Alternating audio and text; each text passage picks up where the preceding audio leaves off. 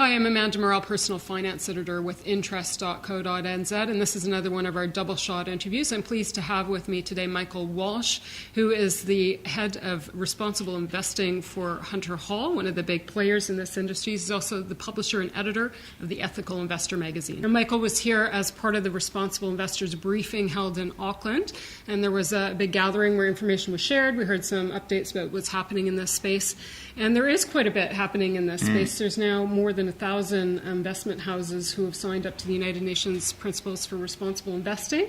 There's something like close to 30 million US funds under management now that constitutes what could be responsible investing. You've been quite active in this space for some time and have some funds that are historically showing that it's possible to make money and try to manage your investments responsibly too. So tell me a little bit about your framework, because there's so many different definitions for what constitutes a responsible or an ethical fund. What are some of the filters that you use? Yeah, thanks, Amanda. It might be best to look at it historically. We've been in business since 1994, and our founder, Peter Hall, decided when he wanted to manage equities that he would do it ethically. And the concept of ethical investing was around, and that's basically a concept around excluding investing in companies that you and your customers might not feel comfortable having in your investment portfolio. Right, so we're talking tobacco and weapons, the standard correct. Sort of... Gambling. Yeah. But you can get more granular with your definition, and Sure. you've certainly done that among some of your funds. Tell me how close you can draw down. Yeah, well, so our policy says we won't have a company that has a direct and material interest in specified areas, which includes those and also some environmental screens as well as some animal testing and animal protection screens. So that's basically it. So part of my role is to test each stock idea that comes into our portfolio for possible exposure to those areas.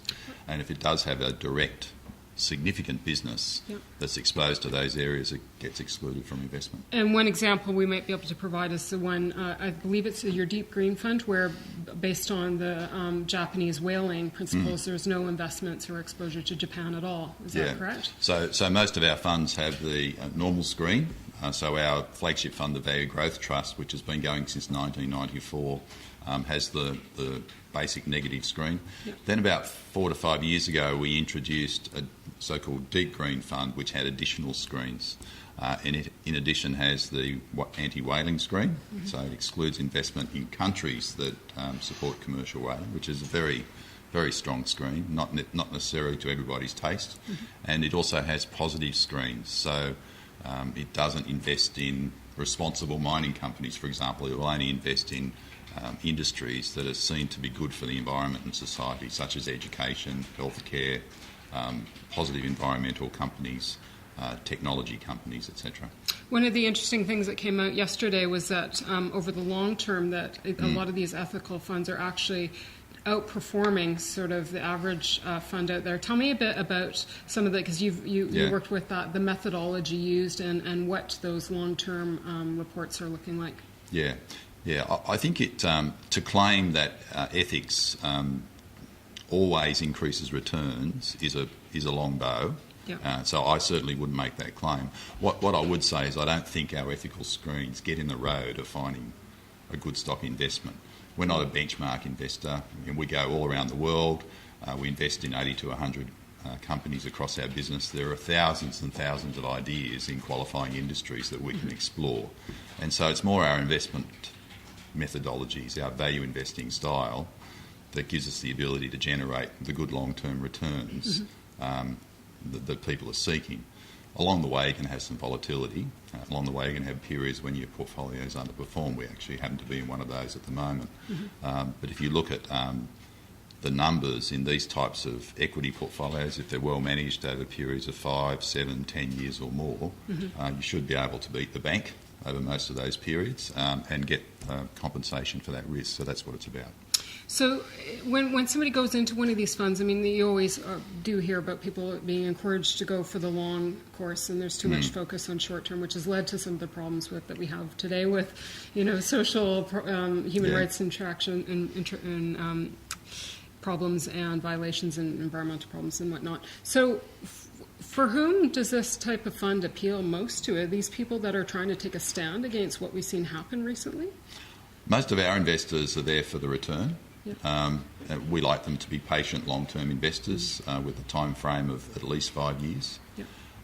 Happy to take the risk of equity investing and happy perhaps to take a bit more risk of active stock picking and exposure to more of the small to medium-sized companies as opposed to the great big companies. Right. So that's more our investment style, and that attracts a certain type of investor. Mm-hmm. Usually it's through financial advisors who say, we'll use the Hunter Hall Fund for the more active, so-called alpha-seeking, outperformance ability. Yep. And then in addition, we have a customer base who says, well, I would like my money to be invested ethically. I don't want to have exposure to industries that I'm not comfortable with. I'd like my investments to help make a difference, help make the world a better place, and I want to get a return as well. So I don't think ethical people want to return any less. No, they still want to make money. Exactly.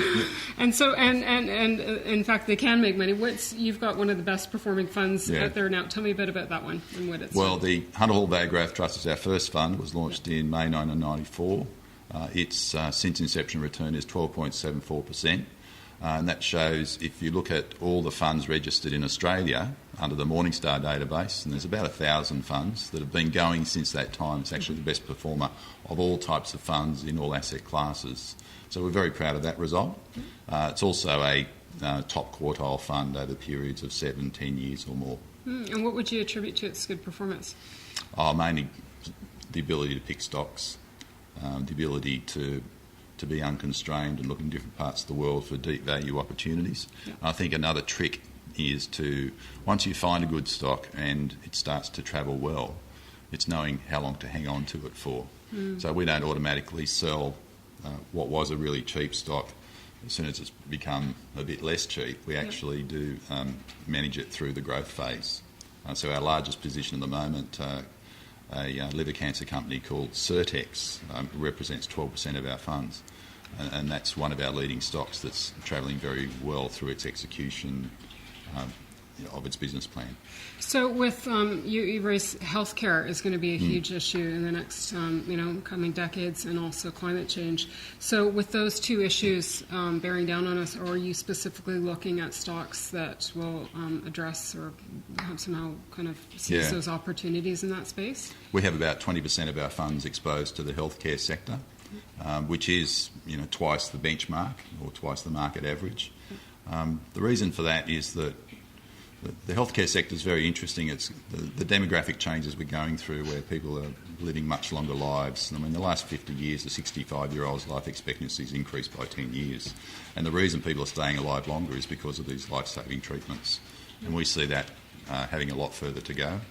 The sorts of companies we like are companies that are smaller, that have good technology that's proven, that are starting to commercialise that technology and also plan further treatments as part of a pipeline, rather than the big pharmaceutical companies which have other issues. So we're marrying that sort of ethical issue, healthcare is good, with very good macro outlook.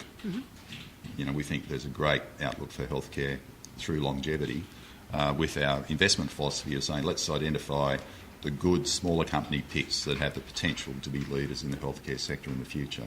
So that's part of the strategy of the fund. Okay.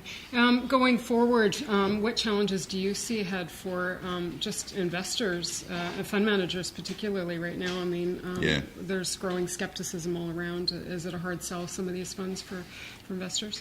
There is there's a real misalignment between what I think we're capable of doing for our investors in the next 5 to 10 years and their desire to place their faith and funds with us. Unfortunately, the great challenge in investing is to be able to look in the rear vision mirror and say, look, okay, the last 5 years were terrible. That doesn't mean the next 5 years is going to be terrible. There's a lot of problems in the world with debt, etc. That doesn't necessarily mean there aren't excellent opportunities out there for equity investing. What I see, particularly in our business, is fund managers who are really confident they can make money over the next 5 years in equities, very excited that there's value there, but less ability to attract funds from investors. That's our greatest challenge. Right. So we've got to work harder and harder to ask people to not look so much in the rear vision mirror and realise that value gives you the opportunities to make good money in the longer term, and the value is there at the moment. Michael, thank you very much for joining me. Michael Walsh is the Head of Responsible Investing for Hunter Hall in Australia. I'm Amanda Morrall, Personal Finance Editor with Interest.co.nz.